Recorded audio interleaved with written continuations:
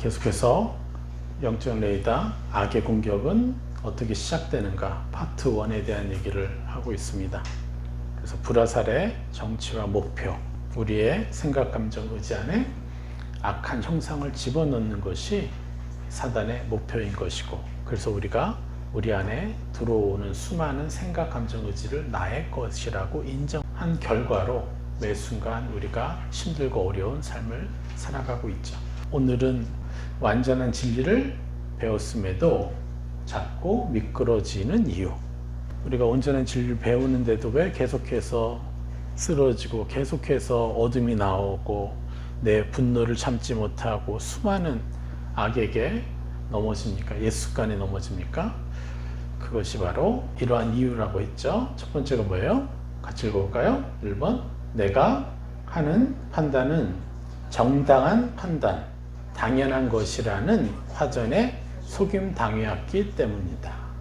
내가 하는 판단, 이것은 정당한 판단이다, 당연한 것이다 라는 화전에 속임당해서 계속해서 판단을 했어요. 그래서 어떻게 돼요? 작은 1번 같이 읽어볼까요? 인간 같지 않아 보이는 사람들에 대한 판단은 정당한 것, 정의로운 것이라는 악의 교묘한 속임에 당해왔기 때문이다.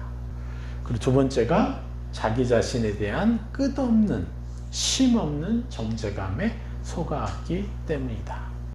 그리고 마지막 세 번째, 2번이죠.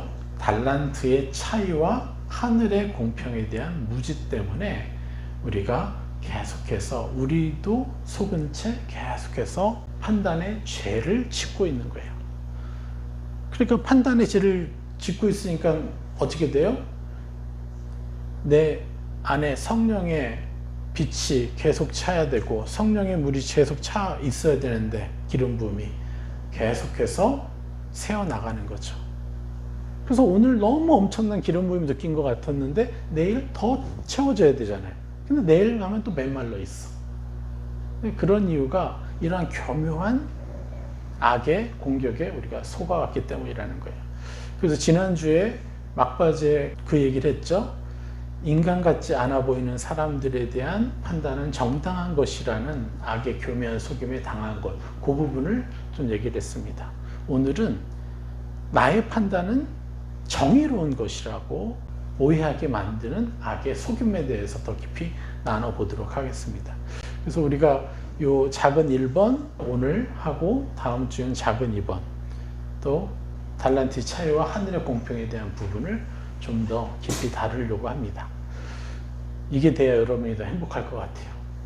그래서 이 부분을 먼저 다뤄드리고 또 계속해서 다음 파트로 넘어가려고 합니다.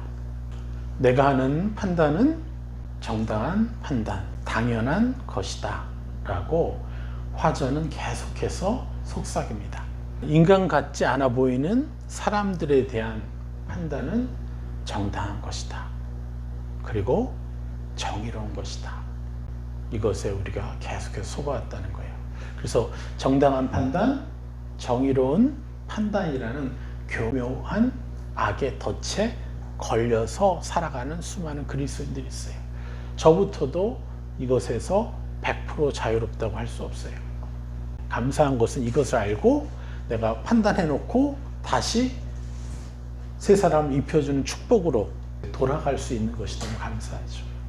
그래서 세상을 보면서, 뉴스를 보면서 판단거리도 얼마나 많습니까? 그래서 이런 부분들을 우리가 해결해야 되죠. 그래서 정의로운 판단이라는 착각에 대해서 우리가 명확히 이해하셔야 돼요. 자, 사랑하는 성도 여러분, 우리는 때때로 누군가를 향해서 이렇게 말합니다. 저 사람은 인간도 아니야. 또 저 정도면 벌 받아야 마땅해.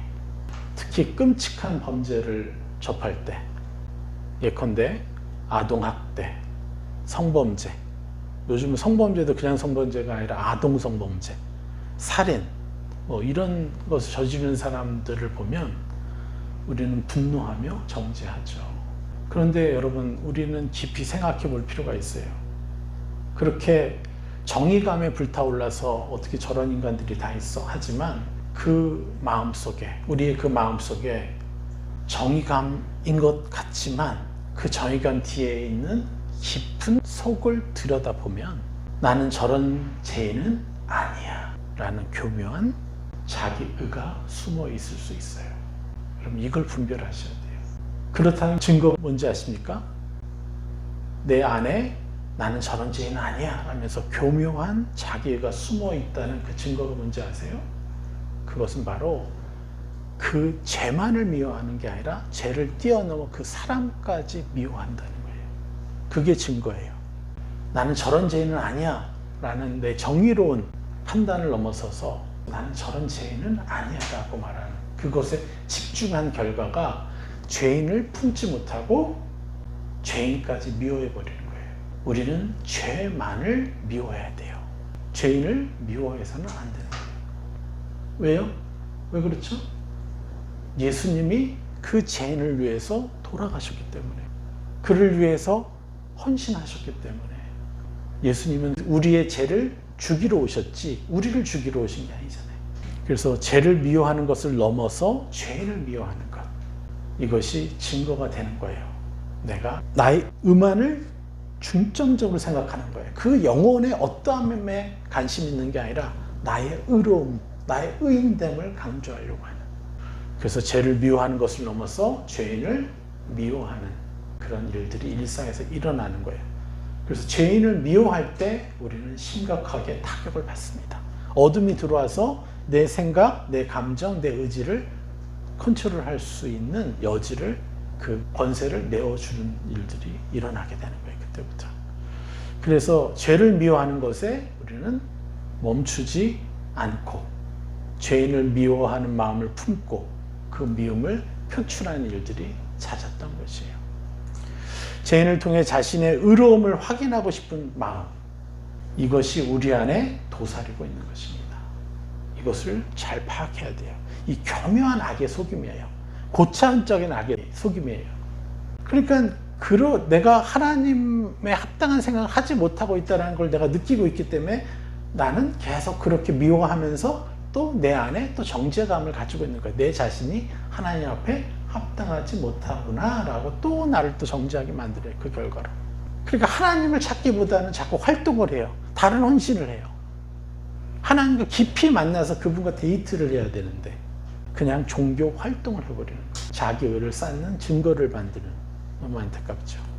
그래서 죄인을 통해서 자신의 의로움을 확인받고 싶은 마음, 이것이 도사리고 있다는 사실은 여기까지는 심리학을 하시는 분들도 제가 보기에는 이해할 수 있는 영역이라고 생각해요. 근데 그 이상의 것을 해결하고 더 답을 찾고 해결할 수 있는 능력은 어디에 있냐? 바로 복음 안에 있죠. 말씀 안에. 진리를 이해하고 있는 우리는 더 정확히 파악해야 돼요. 어떻게 파악해야 될까요? 이 마음은 우리 자신의 마음이 아니라는 것을 정확히 그리고 명확히 파악하고 있어야 되는 것입니다. 죄인을 미워하고 정의로운 척하며 그들을, 물론 정의로운 척이 아니에요. 정의로운 마음에서 하는 거예요, 이거를. 그런데 악이 그것을 부추겨서 죄인까지 미워하게 하는 그 마음, 이것은 내가 아니라는 거예요. 그리고 나는 예수님의 사람이기 때문에 죄인을 품는 사람이라고. 그래서 죄인을 통해 자신의 의로움을 확인받고 싶은 마음은 내 마음이 아니다. 그저 악이 쏘아대는 불화살인 것입니다. 확실하죠? 그래서 이렇게 우리는 명확하게 거절해야 돼요. 민수기 20장 1절에서 12절 말씀을 보겠습니다. 첫째 달에 이스라엘 자손 곧 온 회중이 신강야에 이르러 백성이 가데스에 머물렀더니 미리암이 거기서 죽음에 거기에 장사되니라. 회중이 물이 없으므로 모세와 아론에게로 모여드니라. 백성이 모세와 다투어 이르되 우리가 형제들과 함께 죽었다면 좋았을 것을 너희가 어찌하여 여호와의 총회를 이 광야로 인도하여 올려서 우리와 우리의 짐승이 다 여기서 죽게 하느냐. 너희가 어찌하여 우리를 애굽에서 나오게 하여 이 악한 곳으로 인도하였느냐. 이곳에는 곡식도 없고 무화과도 없고 포도도 없고 석류도 없고 마실 물도 없도다. 모세와 아론이 회중 앞을 떠나 회막문에 이르러 엎드림에 여호와의 영광이 그들에게 나타나며 여호와께서 모세에게 말씀하여 이르시되 지팡이를 가지고 내 형 아론과 함께 회중을 모으고 그들의 목전에서 너희는 반석에게 명령하여 물을 내라 하라. 내가 그 반석에서 물이 나오게 하여 회중과 그들의 짐승에게 마시게 하리라. 모세가 그 명령대로 여호와 앞에 지팡이를 잡으니라. 모세와 아론이 회중을 그 반석 앞에 모으고 모세가 그들에게 이르되 반역한 너희여 들으라.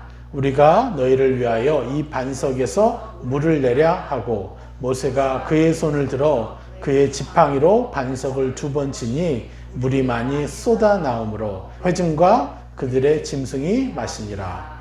여호와께서 모세와 아론에게 이르시되 너희가 나를 믿지 아니하고 이스라엘의 자손의 목전에서 내 거룩함을 나타내지 아니한 고로 너희는 이 회중을 내가 그들에게 준 땅으로 인도하여 드리지 못하리라. 아멘. 결론은 모세와 아론은 어찌 보면 심판을 받았죠. 근데 여러분 아십니까? 모세와 아론의 입장과 하나님의 의도에 대해서 이 말씀을 통해서 자, 모세와 아론이 느꼈을 절망감과 배신감이 어땠는지 아세요? 자, 첫째 딸이라는 이 단어는 뭐냐면 광야 생활의 마지막 해의 첫째 딸을 의미해요. 그러니까 광야 생활을 이미 40년을 한 거예요. 그리고 이제 가나안으로 들어가게 되는 것이에요. 그래서 광야 생활의 마지막 해의 첫째 달에 출애굽한 지 40년이 되던 해에 벌어진 일이에요. 그런데도 40년이 지났는데도 40년 전에 노예로서 고생했지만 조금이나마 누렸던 그것들을 못 누리고 있다고 원망과 분평을 하는 40년 동안 무수한 기사와 이적과 하나님의 베푸심이 있었는데 물이 없는 그 기간을 통해서 그들이 절망하고 심지어 원망하고 이제는 모세와 아론에게 반역하듯이 그렇게 달려드는 거예요. 그것도 40여 년 동안 먹여 살렸는데도 불구하고 너무 안타깝죠. 그래서 이러한 백성들의 태도를 보면서 모세와 아론이 느꼈을 절망감은 어떠했겠습니까? 배신감은 너무도 컸을 것입니다. 그래서 이들은 정말 안 변하는구나. 언제까지 참아줘야 하나. 이렇게 생각됐을 거예요. 그래서 저는 모세와 아론이 화를 내는 것을 너무 당연한 것이라고 생각했어요. 그런데 12절에 뭐라고 합니까? 여호와께서 모세와 아론에게 이르시되 너희가 나를 믿지 아니하고 이스라엘 자손의 목전에서 내 거룩함을 나타내지 아니한 고로 너희는 이 회중을 내가 그들에게 준 땅으로 인도하여 드리지 못하리라. 안타까운 벌을 주셨죠. 여러분, 모세가 불순종한 핵심은 뭡니까? 하나님의 명령 방식을, 그 명령하신 방식을 온전히 따르지 않았다는 거예요. 민수기 20장 8절에서 분명히 말씀합니다. 반석에게 명령하여 물을 내라. 반석을 치라고 한 게 아니라 반석에게 명령하라고 그랬어요. 그 지팡이를 가지고. 이거는 뭐 일반적인 설교일 거예요. 그래서 말씀하라고 했는데 친 거예요. 하나님은 말로 명령하라고 하셨는데 모세는 지팡이로 반석을 2번 쳤어요. 그것도 한 번 친 게 아니라 2번. 그러니까 자신의 그 열받음을 그냥 꽝꽝 그냥 내려친 거죠. 그러니까 출애굽기 17장에 보면요. 출애굽한 지 2-3달 그 사이에 루비딤이라는 광야에서 똑같은 사건이 있었어요. 거기서 반석을 치라고 하셨어요, 하나님은. 그래서 모세는 그렇게 생각할 수 있어요. 분명히 하나님은 지팡이를 들고 명령하라고 했는데 과거에 그 경험이 있고 그리고 더 구체적으로 묻지 않고 자기의 분노를 이용한 거죠. 그 40여 년 동안 모세가 성장했죠. 더 거룩해졌잖아요. 그러니까 그의 거룩의 기준에서는 이제 치면 안 되는 거예요. 40년 전에는 치는 것이 용납이 됐어요. 그가 아직 덜 거룩했기 때문에. 그래서 죄가 아니었어요. 근데 지금의 그 의로움과 그 지도자로서의 그 모습은 이것을 치지 않기를 하나님이 보여주길 원한 거예요. 그래서 뭐라고 하는 거예요? 이스라엘 자손의 목전에서 내 거룩함을 나타내지 아니한 거로. 그래서 모세는 자기의 과거의 경험을 의존하고 자기의 분노를 표출했어요. 그래서 하나님의 현재의 명령에 불순종한 것이죠. 그리고 하나님께 영광을 돌리지 않고 자기 감정을 따라 말한 것이죠. 그래서 뭐라고 얘기해요? 모세가 반역한 너희여 들으라, 이렇게 얘기를 해요. 우리가 너희를 위하여 이 반석에서 물을 내라. 자, 여기서 어둠을 받아들이니까 어떻게 됐어요? 자기가 나타나요. 우리가 나타나요. 우리를 드러내고자 하는 거예요. 하나님이 물을 내시는 거지 모세와 아론이 물을 내는 게 아니잖아요. 우리가 라는 표현으로 물을 내시는 주체가 하나님에게서 자기에게로 바뀐 거예요. 자신의 권위와 능력을 강조하는 발언을 한 거죠. 쫄려서 그랬을 거예요. 모세와 아론이 자존감이 낮아져 가지고 쫄려서 그랬을 거예요. 그래서 하나님은 그것마저도 받으시면서 물을 내어 주셨어요. 그런 말 했을 때 이미 물을 내어 주시면 안 되는데 하나님은 그러고도 물을 내시는 하나님이라는 거예요. 그리고 많은 분들이 착각해요. 모세가 그래서 결국 그 광야에 있다가 가나안 땅에 들어가지 못했으니까 큰 형벌을 받았구나, 그렇게 생각하실 필요가 없어요. 모세가 가나안에서 장사되든 가나안 밖에서 장사되든 모세는 하나님의 아들인 것입니다. 예, 그리고 그가 수고했던 수많은 하나님과의 동행과 수고를 하나님은 버리시지 않습니다. 그냥 이거는 샘플이에요. 하나님의 거룩에 대한 샘플이에요. 지도자로서 기여하면 이렇게 살아다오 라는 것을 이스라엘 백성에게 보여주고, 너희들이 그러한 거룩한 삶을 살지 못하게 되면 안타깝게도 이렇게 된다라는 것을 보여주는 것이지, 모세와 아론을 거부하신 게 아니에요. 그저 남아있는 백성들에게 기준을 제시하고 싶으신 거예요. 오해하지 마십시오. 모세에게도 아론에게도 이거는 그다지 중요한 일이 아니에요.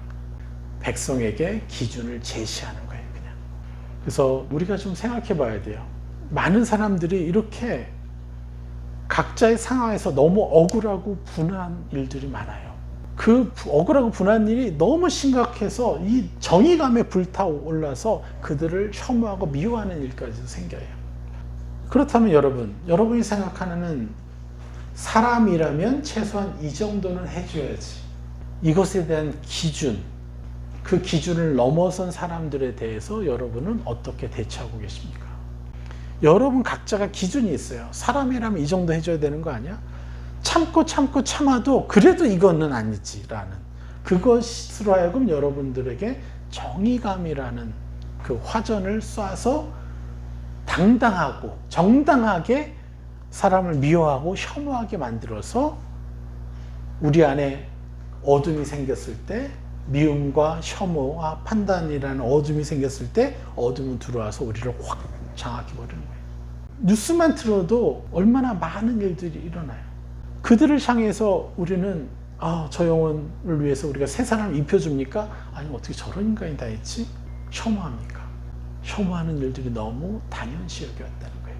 우리 그리스도인들은요, 혐오하면 안 돼요. 혐오했더라도 빨리 하나님께 돌아와서 저들을 어떻게 축복할까요? 라고 바꿔야 돼요. 그래서 우리는 우리의 판단의 기준을 버려야 합니다. 절대로 판단하지 않고, 판단되는 상황에서 성령님, 제가 어떻게 하길 원하십니까? 라고 여쭤봐야 돼요. 무엇을 입혀주어야 하는지에 대해서만 오직 집중해야 되는 것입니다. 그러면요, 여러분의 거룩의 기름 부음이 떨어지지 않고 소멸되지 않고 점점점 늘어나게 되어 있어요. 할렐루야. 그래서 우리가 이것에 대해서 교묘한 이 속임을 다시 한번 점검해야 돼요. 우리는요, 긍휼이 있는 제사를 원하시는 예수님을, 그 예수님의 심정을 깊이 이해해야 돼요. 자, 예수님은 음란한 여인을 돌로 치려는 무리 앞에서 이렇게 말씀하셨어요. 요한복음 8장 7절에 너희 중에 죄 없는 자가 먼저 돌로 치라, 이렇게 얘기하셨어요. 그런데 예수님은요, 죄를 변호하지 않으셨습니다. 죄를 변호하신 게 아니라 죄를 향한 긍휼의 시선으로 바라봤다는 거예요. 죄를 용납하거나 죄를 변호한 게 아니에요. 죄인을 변호하시는 거예요. 자, 우리 말씀 잠깐 볼까요? 요한복음 8장 11절 12절.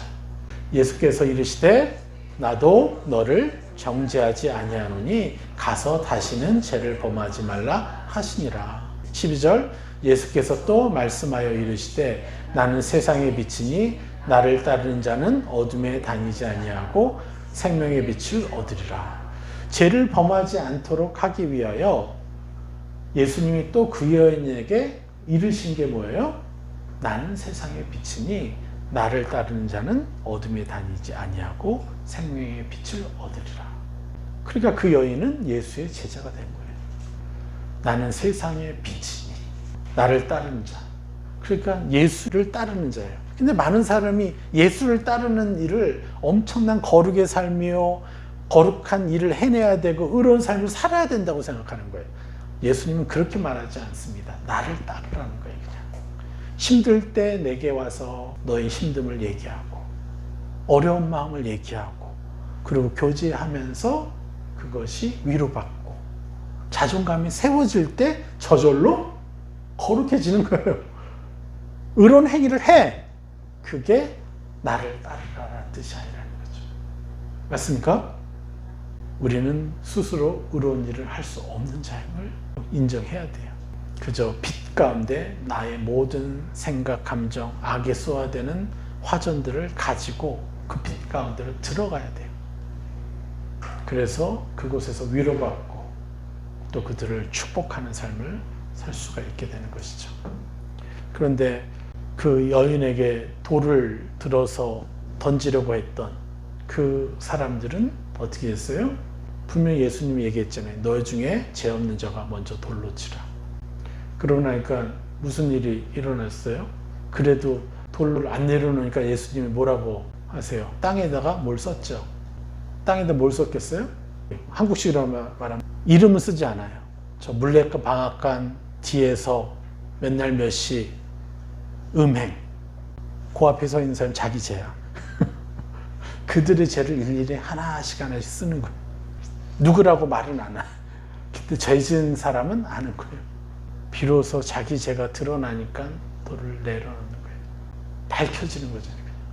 50보 100보입니다. 우리가 감히 누구를 악마라고 얘기합니까? 세상에는요 악마가 없습니다. 소위 말하면 사람에게는 사람을 악마처럼 살아가도록 뒤에서 조정하는 악한 영만이 있을 뿐이에요. 하나님은 인간을 위해서 돌아가셨고 의인 삼아 주셨어요. 그래서 어떠한 악마 같은 사람일지라도 우리는 그들을 정죄할 자격이 없고 그들을 위해서 새 사람을 입혀줄 권세만 있을 뿐입니다. 그럴 때 교회의 거룩이 살아나고 회복이 되어서 세상이 교회를 존경하게 돼 있어요. 이렇게 천주교 다음, 불교 다음에 세상 쪽 종교가 아니라. 사랑하는 여러분, 예수님을 닮아가는 우리도 마찬가지로 그 사람의 죄가 얼마나 무겁고 추악하든지 우리는 그 사람의 삶과 그 삶의 여정과 또 그들의 가정 환경, 가정 배경, 상처의 역사를요 우리는 몰라요. 그렇죠? 어쩌면 그는 어린 시절부터 학대받고 거절당했고 누군가의 사랑을 한 번도 받아보지 못한 채 경멸의 시선과 마주치면서 살았을 수 있어요. 그런 사람이 어떻게 사람을 사랑하겠어요? 다른 사람의 아픔을 이해하겠어요? 정의롭게 살 수 있겠어요? 그냥 악만 남아가지고 이것도 내 거 저것도 내 거 빼서 남을 죽여서라도 빼서야 내가 존중받을 수 있구나. 내가 가진 게 있어야 존중받을 수 있구나. 이런 환경 속에서 살았다면 그 책임은 누구에게 있는 거예요? 하나님에게 있는 거예요. 그러한 환경에 태어나게 하셨으니까. 그래서 하나님은 그들을 위해서 죽어주셨어요. 그리고 우리에게 부탁하시는 거예요. 우리도 그들을 위해서 죽어주라고. 무엇을 죽어줘요? 나의 악한 영이 쏘는 화전, 미움, 혐오, 그들을 함부로 대하려는 마음, 그들을 무가치한 자로 보려는 그 마음을 죽여야 돼요. 그리고 그들은 어쩌다가 저렇게 많은 악을 저지를까? 어떠한 상처를 받았길래? 우리는 이것들을 생각해야 되는 거예요.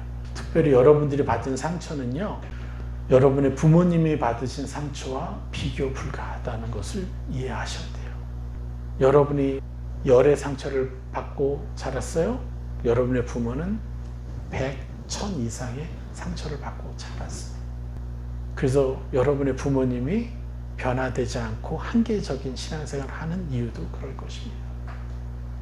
우리는 감히 판단할 수 없습니다.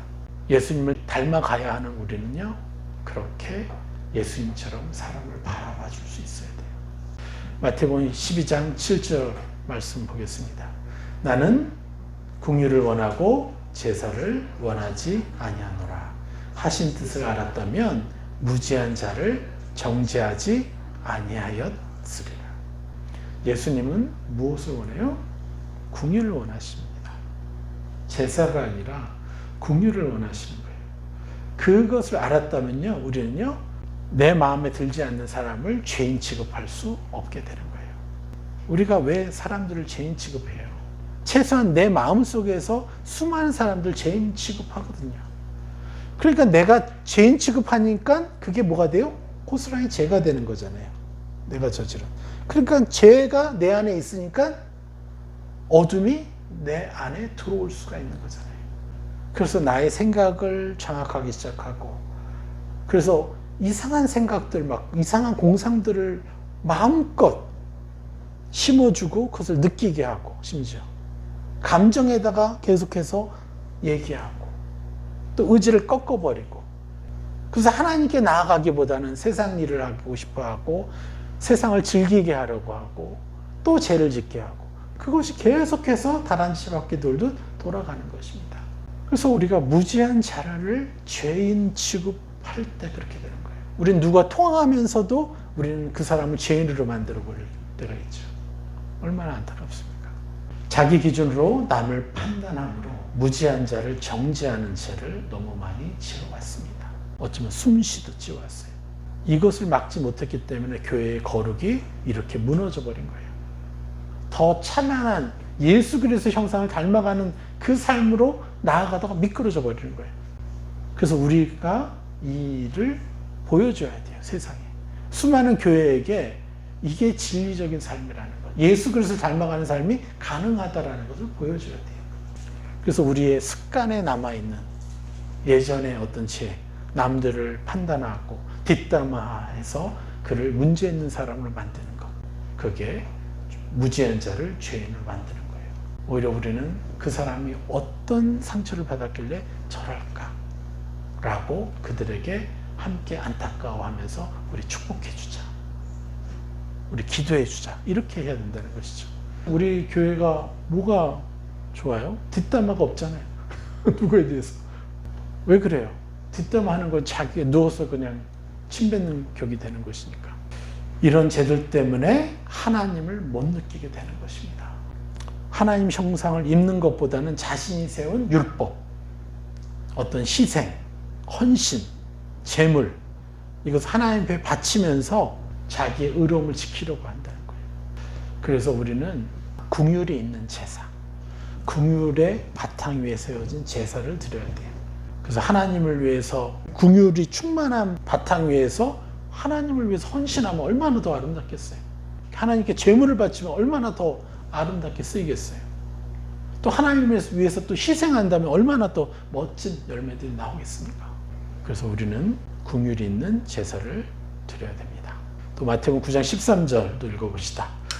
너희는 가서 내가 긍휼을 원하고 제사를 원하지 아니하노라 하신 뜻이 무엇인지 배우라. 나는 의인을 부르러 온 것이 아니요 죄인을 부르러 왔노라 하시니라. 자, 우린 처음부터 의인이 될 수 없었던 사람이에요. 예수님의 관심은 죄를 짓고 있는 사람에게 가서 격려해주고 사랑해주고 그들로 의인된 삶을 살도록 도와주시러 오신 거예요. 그럼 우리도 마찬가지로 죄인의 친구가 되야죠. 너무 혐오스럽다고 옆에도 가까이 가지 않으려는 그러한 자가 되지 말아야 되죠. 그래서 우리는요, 이렇게 성령님께 여쭤봐야 돼요. 저 사람은 얼마나 많은 상처를 입었기에 저토록 망가졌을까요? 제가 무엇을 도와주면 하나님이 기뻐하시겠어요? 제가 무엇을 저 사람을 위해서 축복하면 하나님 기뻐하시겠어요? 이렇게 늘 성령님께 여쭤봐야 되는 거예요. 여러분, 우리 이걸 상상해 볼까요? 한번? 할 수만 있다면 여러분의 부모님의 어린 시절을 한번 가서 그들이 상처받고 있을 때 그들을 안아주고 격려해주고 싶지 않습니까? 그런 생각 못 해보셨죠? 내 부모님이 가장 고통받고 가장 외롭고 가장 슬플 때 내가 가서 그 어린아이를 내가 안아주면 그 아이는 얼마나 더 멋진 선택을 할 수 있는 어른으로 성장할까요? 사실 예수님은 한 사람 한 사람에게 찾아가시는데 상처가 그거를 못 느끼게 하는 거예요. 지금 그들은 늙었지만 아이 때 받은 상처에 지배받고 살아가고 있어요. 그래서 여러분의 따뜻한 생명의 말과 태도가 어린 시절, 여러분의 부모님의 어린 시절 상처를 싸매어 줄 수 있는 것입니다. 이게 참으로 귀한 사역이고 하나님이 가장 기뻐하시는 예배예요. 부모님을 격려해드리고 사랑해 줍시다. 그래서 여러분의 가정 안에서 어떠한 판단도 또 여러분의 직장과 여러분이 살아가는 그 이웃들 그들을 안에서 하나님이 주시는 그 사랑을 여러분 마음껏 베풀어 가봅시다. 할렐루야. 이것만 되면 이제 점점점 두 번째 자기 자신에 대한 정죄감도 이겨낼 수 있어요. 그래서 다음 주에는 그 부분에 대해서 더 얘기하도록 하겠습니다. 적용문 읽어봅시다. 예수 그리스도의 위대하신 희생과 사랑과 권능의 이름으로 축복합니다. 저와 가족과 공동체와 모든 그리스도인들로 하여금 정당한 판단이라는 악의 속임에 넘어가지 않고 성령의 분별로 축복의 권세에만 집중하게 하시니 감사합니다. 죄인을 미워하는 마음 대신 긍휼과 사랑으로 바라보고 하나님의 거룩한 마음을 담게 하시니 감사합니다. 나의 판단 기준과 자기의를 내려놓고 하나님의 뜻에 순종하며 새 사람으로 변화되게 하시니 감사합니다. 절망과 분노에 사로잡히지 않고 성령의 능력으로 나의 감정과 분노를 다스리게 하시니 감사합니다. 하나님의 영광과 주권을 인정하며 겸손과 긍휼과 존중심으로 남을 축복하게 하시니 감사합니다. 상처받는 가족과 이웃을 그들의 삶과 아픔까지 품으며 사랑과 치유의 손길을 내밀게 하시니 감사합니다. 예수님의 긍휼의 눈으로 세상과 상황을 바라보고 판단과 정죄 대신 긍휼과 회복의 감사함을 채우게 하시니 감사합니다. 긍휼이 있는 참된 제사를 드리는 제사장이 되게 하시고 하나님이 기뻐하시는 겸손과 사랑의 삶을 입게 하시니 감사합니다. 원망과 반역의 마음을 거절하고 감사와 순종의 마음을 성령께 묻고 입어 공동체 안에 사랑으로 축복하게 하시니 감사합니다. 새 사람으로 악의 속임에 넘어가지 않고 진리를 붙들며 하나님의 사랑과 긍휼을 닮아 거룩한 삶을 살게 하시니 감사합니다. 아멘.